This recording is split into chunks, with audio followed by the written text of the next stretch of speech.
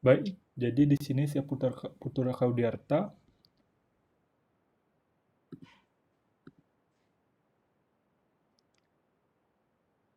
yang merupakan dokter muda Departemen Anestesiologi dan Terapi Intensif FK Unut RSUP Sanglah periode 29 November 2021 sampai 9 Januari 2022. Di sini saya akan mempresentasikan sebuah materi yang berjudul ICU. Baik, untuk definisi dari ICU sendiri, ICU adalah kepanjangan dari sebuah intensive care unit, di mana ICU adalah suatu bagian dari rumah sakit dengan staf yang khusus dan perlengkapan yang khusus dengan tujuan untuk terapi pasien-pasien yang menderita penyakit, cedera, atau penyulit-penyulit yang mengancam nyawa, atau potensial mengancam nyawa dengan prognosis dubiah. Dari fungsinya sendiri, ICU ini melakukan perawatan pada pasien-pasien gawat darurat dengan potensi reversible life-threatening organ dysfunction, yang artinya pasien-pasien yang mengalami disfungsi organ yang mengancam nyawa, tetapi masih dapat diperbaiki, di mana ICU ini mendukung organ vital pada pasien-pasien yang akan menjalani operasi yang kompleks, elektif, atau prosedur intervensi dan risiko tinggi untuk fungsi vital. Untuk ruang lingkup ICU sendiri, yang pertama, ada diagnosis dan penata laksanaan spesifik penyakit-penyakit akut yang mengancam nyawa dan dapat menimbulkan kematian dalam beberapa menit sampai beberapa hari. Selain itu, ruang lingkup ICU yang kedua adalah memberikan bantuan dan mengambil alih fungsi vital tubuh sekaligus melakukan penata laksanaan spesifik problema dasar. Ruang lingkup yang ketiga adalah pemantauan fungsi vital tubuh dan penata laksanaan terhadap komplikasi yang ditimbulkan oleh penyakit atau iatrogenik. Yang keempat, ruang lingkupnya adalah memberikan bantuan psikologis pada pasien yang kehidupannya sangat tergantung pada alat atau mesin dan orang lain. Standar minimum pelayanan ICU. Untuk pelayanan ICU harus memiliki kemampuan minimal sebagai berikut. Yang pertama adalah resusitasi jantung paru, yang kedua adalah pengelolaan jalan nafas, termasuk intubasi trakea dan penggunaan ventilator sederhana. Juga terdapat terapi oksigen, lalu ada pemantauan EKG, pulse oximetry yang terus-menerus, lalu terdapat juga pemberian nutrisi enteral dan parenteral, lalu ada pemeriksaan lab khusus dengan cepat dan menyeluruh, dan terdapat pelaksanaan terapi secara titrasi, lalu dapat melaksanakan teknik khusus sesuai dengan kondisi pasien seperti trichoectomy, trichothyroidotomy, lalu memberikan tunjangan fungsi vital dengan alat-alat portable selama transportasi pasien gawat, dan kemampuan melakukan fisioterapi dada. Klasifikasi pelayanan ICU diklasifikasikan menjadi 3, yaitu pelayanan ICU primer atau standar minimal, lalu pelayanan ICU sekunder, dan pelayanan ICU tertinggi atau tersier, di mana masing-masing pelayanan tersebut memiliki pelayanan yang berbeda-beda. Semakin tinggi tingkatnya, maka semakin lengkap pula pelayanan yang didapatkan pada ruang ICU tersebut. Lalu ICU primer, sekunder, dan tersier ini dibagi berdasarkan rumah sakitnya. Rumah sakit A misalkan dia terdapat pelayanan ICU tertinggi atau pelayanan ICU tersier, sedangkan rumah sakit tingkat di bawahnya terdapat pelayanan ICU primer saja atau sekunder.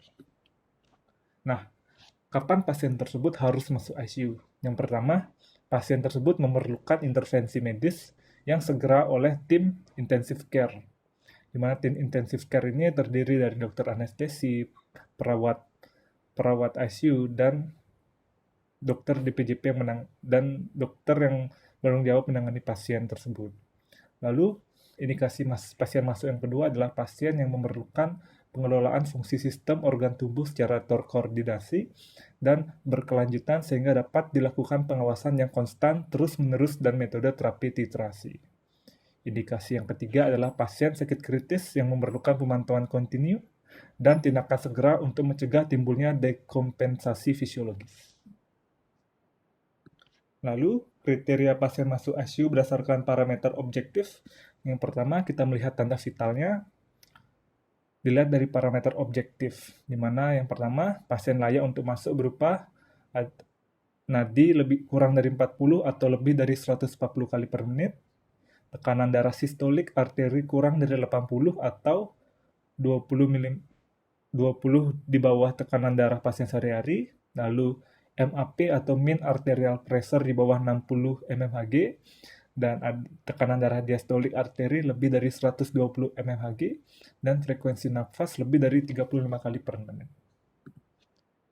Lalu yang kedua, nilai lab, di mana pada pasien yang layak masuk ICU berdasarkan parameter objektif, kadar natrium serumnya di bawah 110 atau lebih dari 170, kadar serum kaliumnya kurang dari 2 atau lebih dari 7, habis itu tekanan parsial oksigennya kurang dari 50, pH-nya kurang dari 7,1 atau lebih dari 7,7, serum glukosa lebih dari 800, serum kalsium lebih dari 15, kadar toksik obat atau bahan kimia lain dengan gangguan hemodinamik dan neurologis.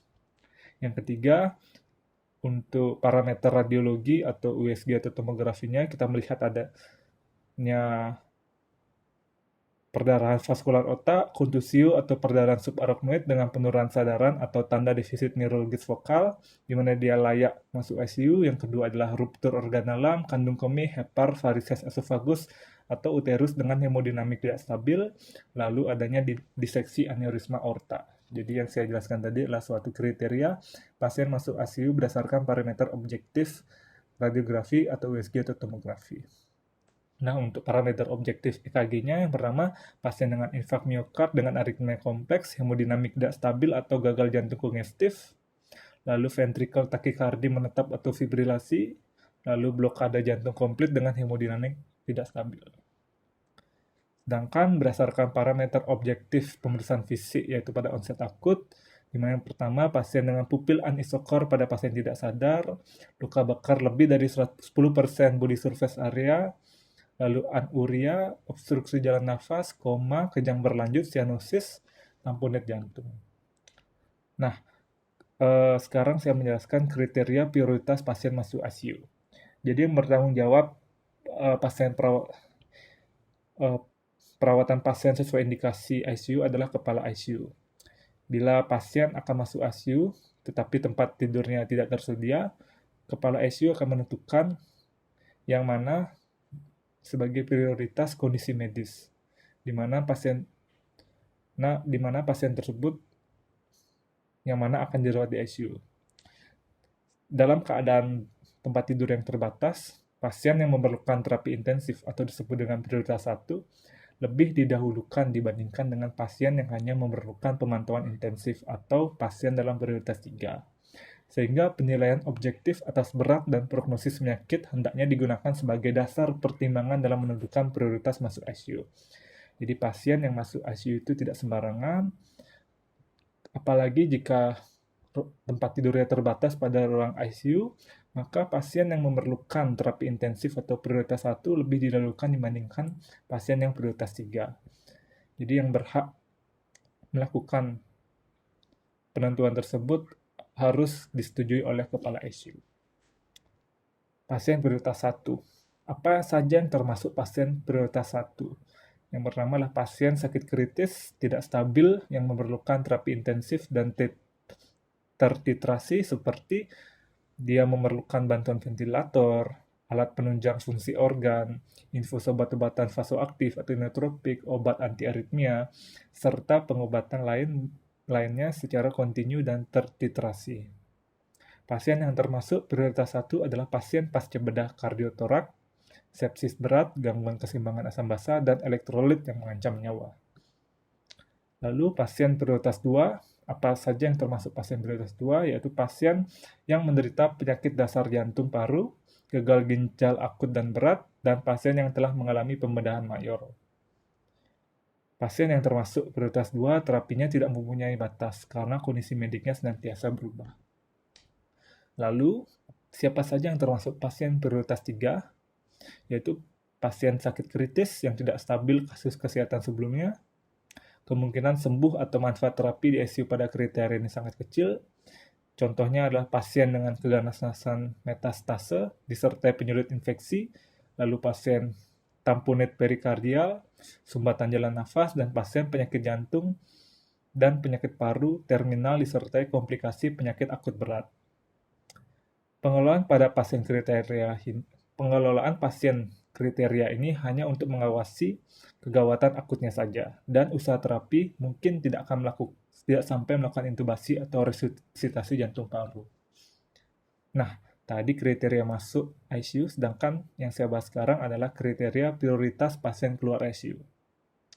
Pasien prioritas 1 untuk yang keluar ICU adalah pasien dipindahkan apabila pasien tersebut tidak membutuhkan lagi perawatan intensif, atau jika terapi mengalami kegagalan, prognosis jangka pendek buruk, sedikit kemungkinan bila perawatan intensif diteruskan.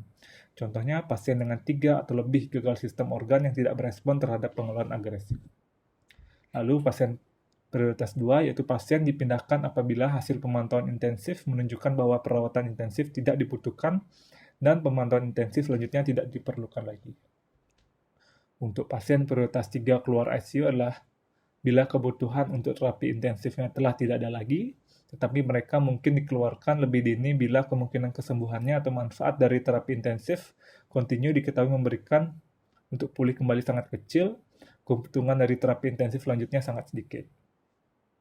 Pasien yang termasuk prioritas inilah pasien dengan penyakit lanjut seperti penyakit paru kronis, penyakit jantung atau Hepart terminal, karsinoma yang telah menyebar luas, dan lainnya, yang dimana dia tidak berespon terhadap terapi ICU untuk penyakit akut lainnya. Sedangkan prioritas pasien dipindahkan dari ICU berdasarkan pertimbangan medis oleh kepala ICU dan atau tim yang merawat pasien antara lain. Yang pertama, penyakit atau keadaan pasien yang telah membaik dan cukup stabil sehingga tidak memerlukan terapi atau pemantauan yang intensif lebih lanjut. Lalu, secara perkiraan dan perhitungan terapi atau pemantauan intensif tidak bermanfaat atau tidak memberikan hasil yang berarti bagi pasien. Apalagi pada waktu itu, pasien tidak menggunakan alat bantu mekanik khusus. Nah, kriteria yang saya sebutkan tadi antara lain pasien yang menderita penyakit stadium akhir seperti acute respiration distress syndrome stadium akhir. Sebelum dikeluarkan dari ICU, sebaiknya keluarga pasien diberikan penjelasan KIE mengapa pasien tersebut dikeluarkan dari ICU. Apabila pasien atau keluarga menolak untuk dirawat lebih lanjut di ICU atau keluar paksa, atau yang kedua, pasien hanya memerlukan observasi secara intensif saja, sedangkan ada pasien lain yang lebih gawat yang memerlukan terapi dan observasi yang lebih intensif.